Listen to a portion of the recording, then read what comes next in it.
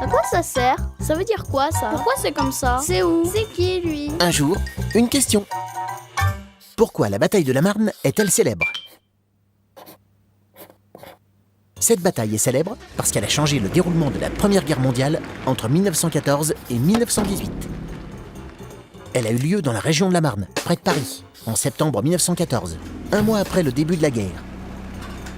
À ce moment-là, ça va très mal pour la France. L'armée française ne cesse de reculer devant l'armée allemande.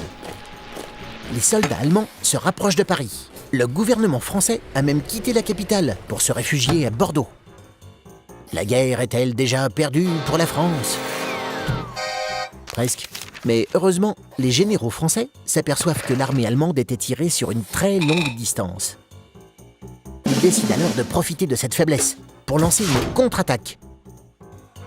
Le 5 septembre 1914, l'armée française fait donc demi-tour et attaque l'ennemi. Elle est renforcée par 4000 soldats, amenés depuis leur caserne par des taxis parisiens. C'est le fameux épisode des taxis de la Marne.